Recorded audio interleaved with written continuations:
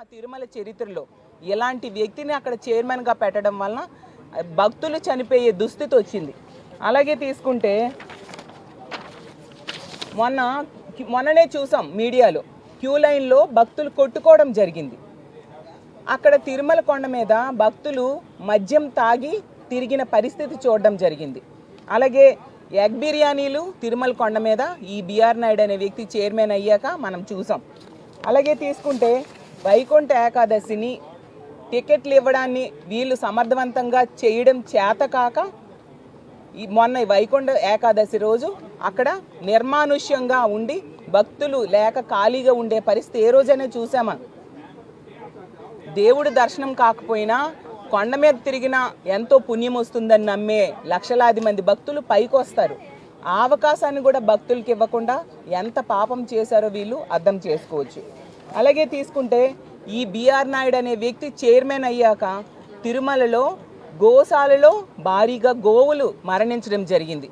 అంటే ఎన్ని అపచారాలు జరుగుతున్నాయి. ఎందుకంటే ఒక కలంకితమైన వ్యక్తి, ఒక నైతిక విలువలు లేని వ్యక్తి అయిన బిఆర్ నాయుడు అనే వ్యక్తికి టీటీడీ చైర్మన్గా ఉంచడం కొనసాగించడం వల్ల ఎలాంటి దారుణాలు జరుగుతూ ఉన్నాయి. సామాన్య భక్తులకైతే దర్శనం ఉండదు, కానీ హీరోయిన్లకు మాత్రం 15 నిమిషాల్లో దర్శనం చేపించేస్తారు ఈ చైర్మన్ గారు. ఏంటంటే విఐపి దర్శనాలు ఆ రోజు తీసుకుంటే శ్రీవాణి ట్రస్ట్ కోసం ఎంత దారుణంగా కామెంట్స్ చేశారు. ఇప్పుడు అదే శ్రీవాణి ట్రస్ట్ని 800 మందికి భక్తుల కోసం సాయంత్రం పూట విఐపి దర్శనాలు ఏర్పాటు చేశారు. ఉదయం ఒకసారి సాయంత్రం ఒకసారి దర్శనాలు ఏర్పాటు చేయడం వలన క్యూ లైన్లో చేంజ్ చేయడానికి ఎంత సమయం పడుతుంది, సామాన్యులకి అందాల్సిన దర్శనం ఎంత లేట్ అవుతుంది అనే విషయం అర్థం చేసుకోవట్లేదు వీళ్ళు.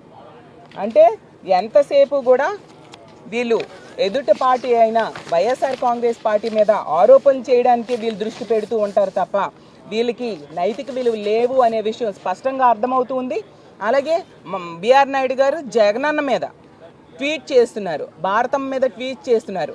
మీకు అర్హత మీకు ఉందా బిఆర్ నాయుడు గారు అని నేను అడుగుతూ ఉన్నాను. ఎంత దారుణం అంటే కనీసం 2024 ముందు మీరు ఒక్కసారైనా తిరుమల దర్శనానికి వెళ్ళారా?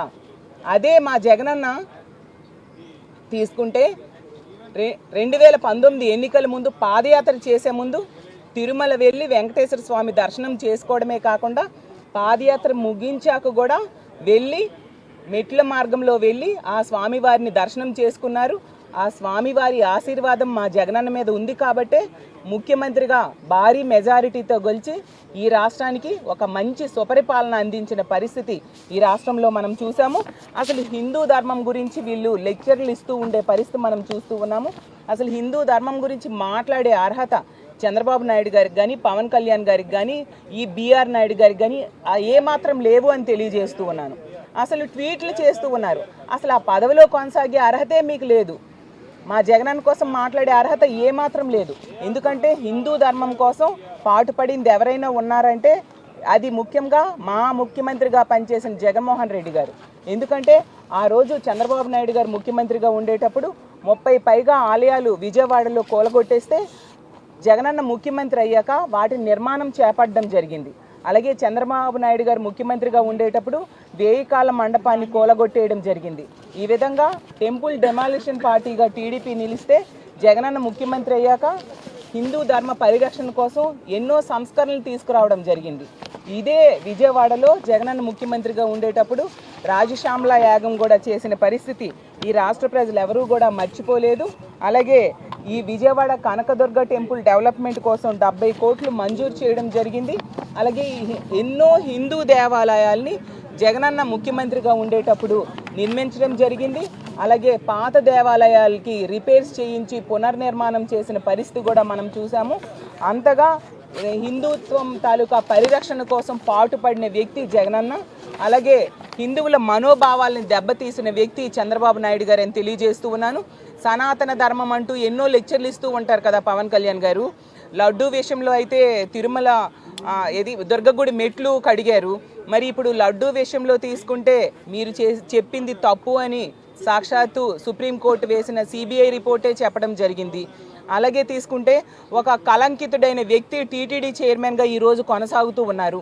అతను మాట్లాడే మాటలు బట్టి అతనికి హిందువులంటే ఎంత చులకన భావం అనే విషయం ఈ రాష్ట్ర ప్రజలందరికీ అర్థమైంది.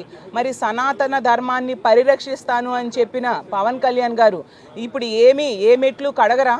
అలాంటి కలంకితుడైన వ్యక్తి టీటీడీ చైర్మన్గా ఉన్నందుకు ఇప్పుడు తిరుపతి మెట్లన్నీ కూడా మీరు కడగాలి కదా. తిరుమల వెళ్ళే మెట్లన్నీ కూడా మీరు కడగాల్సిన అవసరం ఉందా లేదా? అలాగే నిజంగా మీరు సనాతన ధర్మాన్ని పరిరక్షించే వ్యక్తి అయితే ఈ బిఆర్ నాయుడిని వెంటనే బర్తరఫ్ చేయమని చంద్రబాబు నాయుడు గారికి చెప్పి బర్తరఫ్ చేయించండి. ఇంత నిర్లక్ష్యంగా ఇంత దారుణంగా మాట్లాడుతుండే వ్యక్తి ఆ తిరుపతి చైర్మన్గా కొనసాగుతున్నారంటే నిజంగా ఇలాంటి ప్రభుత్వాన్ని ఎన్నుకున్నందుకు ఈ రాష్ట్ర ప్రజలు ఈరోజు సిగ్గుపడుతూ ఉండే పరిస్థితి మనం చూస్తూ ఉన్నాము. ఎంత నిర్లక్ష్యంగా అతను మాట్లాడుతూ ఉన్నారో ఈ రాష్ట్ర ప్రజలందరూ కూడా చూశారు.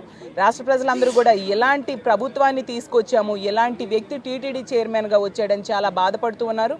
గతంలో తీసుకుంటే ఒక వ్యక్తి ఎస్వీబీవీ చైర్మన్గా ఉంటే అతను ఆడియో ఏదో రిలీజ్ అయితేనా జగనన్న అతన్ని తీసేయడం జరిగింది.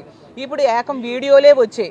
ఒక ఆరోపణలు వచ్చినప్పుడు అలాంటి ఆరోపణలు ఎదుర్కొంటున్న వ్యక్తిని టీటీడీ చైర్మన్గా ఈ ప్రభుత్వం, ఈ కూటమి ప్రభుత్వం, చంద్రబాబు నాయుడు గారు ముఖ్యమంత్రిగా ఉన్న ఈ కూటమి ప్రభుత్వం ఎలా కొనసాగిస్తుంది అని నేను అడుగుతూ ఉన్నాను. కాబట్టి ఎప్పటికైనా ఆ బిఆర్ నాయుడు లాంటి కలంకితుడైన వ్యక్తి, అలాగే విలువలు లేని వ్యక్తి ఆ టీటీడీ చైర్మన్ పదవికి అర్హత లేదు, అతను అర్హుడు కాదు, వెంటనే అతన్ని బర్తరఫ్ చేయాలి, అతను రాజీనామా చేయాల్సిందిగా మా వైఎస్ఆర్ కాంగ్రెస్ పార్టీ తరఫున డిమాండ్ చేస్తూ ఉన్నాను.